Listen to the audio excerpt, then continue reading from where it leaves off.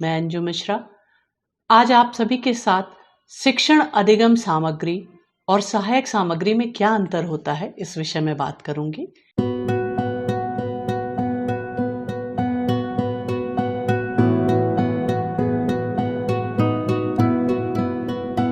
क्या आपके यहाँ भी कोई बौद्धिक अक्षमता से ग्रस्त है? क्या आप ऑटिज्म के बारे में जानते हैं? क्या आपके यहाँ भी किसी को सीखने और समझने में दिक्कत होती है? क्या ये बच्चे कभी कुछ कर पाएंगे? क्या ये हम पर बोझ हैं? क्या ये समस्या किसी को भी हो सकती है?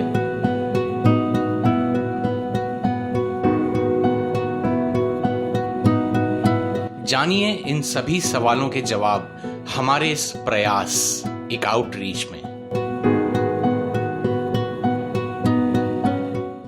नमस्कार, पाइसम के इस कार्यक्रम प्रयास एक आउटरीच में आप सभी का स्वागत है। मैं अंजू मिश्रा आज आप सभी के साथ शिक्षण अधिगम सामग्री और सहायक सामग्री में क्या अंतर होता है इस विषय में बात करूंगी। पिछले एपिसोड्स में हम लोगों ने इसकी उपयोगिता के बारे में बात की, किस प्रकार से बहुसंवेदीय शिक्षण अधिगम सामग्री विशेष रूप से बौद्धिक अक्षमता से ग्रसित छात्रों के साथ शिक्षण प्रशिक्षण में सहायक होती है, शिक्षण प्रक्रिया को रुचिकर बनाती है। एडगर डेल के कोन ऑफ एक्सपीरियंस की बात भी की कि किस प्रकार से मूर्त संसाधनों से सिखाते हुए यदि हम अमूर्त की ओर बढ़ते हैं तो शिक्षण प्रशिक्षण ज़्यादा प्रभावशाली होता है और विद्यार्थी सीखने के लिए प्रेरित भी रहते हैं। आज बात करते हैं शिक्षण अधिगम सामग्री और सहायक सामग्री में अंतर क्या होता है। यूँ तो शिक्षण अधिगम सामग्री ये एक व्यापक शब्द है, इसमें प्रकार में कोई विशेष अंतर नहीं होता है। सहायक सामग्री कहें या शिक्षण अधिगम सामग्री कहें एक ही है, लेकिन इनके प्रयोग के आधार पर और डिग्री के आधार पर इसमें थोड़ा सा अंतर दिखाई पड़ता है। तो बात करते हैं शिक्षण अधिगम सामग्री क्या है। आपने देखा होगा मुख्य धारा के विद्यालय की अगर बात करें तो कक्षा में हर विद्यालय में, चाहे वो सरकारी हो या गैर सरकारी हो, कुछ चीजें उपलब्ध अवश्य होती हैं जिसके बिना शिक्षण प्रशिक्षण की प्रक्रिया हो ही नहीं सकती है। जैसे ब्लैक बोर्ड है, चौक है, डस्टर है, पुस्तकें हैं, कॉपीज हैं, पेन, पेंसिल, ये चीजें। तो ये हमारी शिक्षण सामग्री है। शिक्षण सामग्री के अंतर्गत लेक्चर नोट्स हो गए, बुक्स हो गई, नोटबुक्स, अभ्यास पुस्तिकाएं, रेफरेंस के लिए जो सोर्स मटेरियल होता है, ये सारी ही चीजें हमारे शिक्षण अधिगम सामग्री का हिस्सा हैं। इन्हें अपने विषय के जो विशेषज्ञ होते हैं, प्रोफेशनल्स होते हैं, वो लोग स्टूडेंट्स और टीचर्स कक्षा में इसका प्रयोग कर सके इसके लिए बनाते हैं। शिक्षण सामग्री जो विषय विद्यार्थियों को सिलेबस में पढ़ने होते हैं उन्हीं से संबंधित होती है पुस्तकों के रूप में। जैसे कि मुख्य के विद्यालय की हम बात करते हैं कि कक्षा 1 के 2 के 3 के जो भी हैं उनके लिए कुछ पूर्व निर्धारित पाठ्यक्रम है। उसी के ये जो पाठ्यक्रम है इसी के आधार पर शिक्षण सामग्री का निर्माण किया जाता है। ये न केवल पढ़ने और पढ़ाने की प्रक्रिया में सहायक होती हैं, बल्कि ये शिक्षकों को क्या पढ़ाना है, कितना पढ़ाना है, इसके बाद पढ़ाने के बाद उसका परिणाम क्या रहा, विद्यार्थियों का मूल्यांकन कैसे करना है, इन सभी में इसकी सहायता मिलती है। अब बात करते हैं सहायक सामग्री की।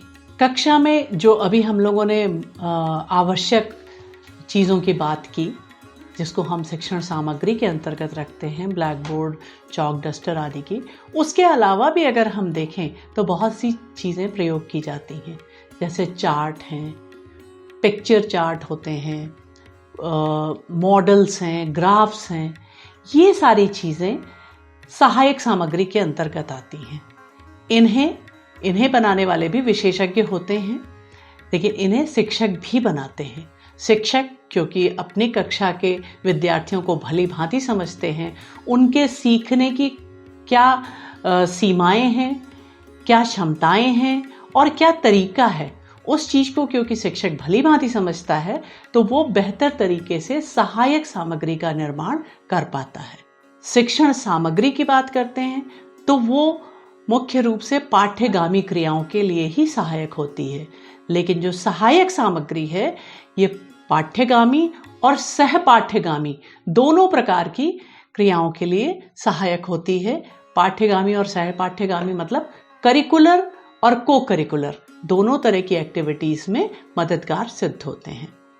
इन सहायक सामग्री का प्रयोग करके शिक्षक एकल प्रशिक्षण हो या समूह प्रशिक्षण दोनों को बड़ी सहजता से सुचारू ढंग से कर पाता है, और ये विद्यार्थियों के लिए तो रुचिकर होती ही है, उनके लिए सीखना आसान बनाते हैं, साथ ही शिक्षक के श्रम और समय दोनों की बचत भी होती है। तो मोटे तौर पर यही अंतर है शिक्षण सामग्री में और सहायक सामग्री में। अब बात करते हैं कि इन सामग्रियों का निर्माण करता कौन है।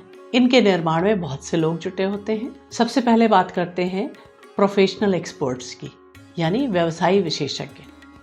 कुछ टेक्निकल कॉन्सेप्ट्स यानी कि तकनीकी अवधारणाएं और कॉम्प्लेक्स आइडियाज जिन्हें जटिल विचार कह सकते हैं, इनको सिखाने के लिए ग्राफ, मॉडल्स, ग्लोब, चार्ट इनकी आवश्यकता पड़ती है। इनको बनाने के लिए कुछ प्रोफेशनल एक्सपर्ट्स होते हैं जिनका काम केवल इन्हीं सामग्रियों का निर्माण करना होता है। ज़्यादातर ये सामग्री थोड़ी महंगी होती है। बहुत से विद्यालय लो बजट वाले जो होते हैं वो इनको खरीद भी नहीं पाते हैं अपने विद्यार्थियों और शिक्षकों के उपयोग के लिए। इसके बाद बात करते हैं कॉमर्शियल एजेंसीज की। कुछ कंपनियां इनका निर्माण करती हैं, वो स्कूलों को सप्लाई करती हैं। कुछ साइंटिफिक किट्स हैं, कुछ मैथमेटिकल इंस्ट्रूमेंट्स हैं, हिस्टोरिकल मैप्स हैं, पॉलिटिकल मैप्स हैं, ज्योग्राफी के लिए कुछ टूल्स की आवश्यकता होती है। उन सब का निर्माण इन कॉमर्शियल कंपनीज के द्वारा किया जाता है और ये कंपनीज उन उपकरणों को विद्यालयों में सप्लाई करते हैं। अब बात करते हैं सरकारी एजेंसीज की। हर राज्य का एक सांख्यिकी कार्यालय और प्रचार विभाग होता है जो कि वार्षिक प्रतिवेदन यानी एनुअल रिपोर्ट्स को के आंकड़ों और तथ्यों को चार्ट और फिगर के माध्यम से बनाते हैं। इस मटेरियल को विद्यालयों को भी निःशुल्क वितरित किया जाता है, जिससे विद्यार्थी और शिक्षक इन्हें विभिन्न विषयों को पढ़ने में इनका उपयोग कर सकें। इस सामग्री के निर्माण में सबसे महत्वपूर्ण भूमिका एक अध्यापक निभाता है। जैसा कि पहले भी कहा हम लोगों ने कि अध्यापक अपने विद्यार्थियों की क्षमताओं, सीमाओं, रुचियों, उनके सीखने के तरीकों के विषय में सबसे बेहतर तरीके से जानता है। तो वह शिक्षक अपनी कक्षा के विद्यार्थियों के अनुसार शिक्षण सामग्री का निर्माण स्वयं करता है, विद्यार्थियों को शामिल करके करता है। हो सकता है कि ये सामग्री बहुत अधिक सुसज्जित ना हो, बहुत परफेक्ट ना बनी हो, लेकिन उपयोग के आधार पर ये सबसे अधिक महत्वपूर्ण होती है, सबसे अधिक प्रभावशाली होती है, क्योंकि इसके बनते समय भी विद्यार्थी उसमें शामिल होते हैं। तो ये लोग थे जो शिक्षण सामग्री या सहायक सामग्री के निर्माण में लगे हुए होते हैं। अपने सुझाव या जानकारी स्क्रीन पर दिए गए मेल आईडीज या फ़ोन नंबर्स पर आप साझा कर सकते हैं।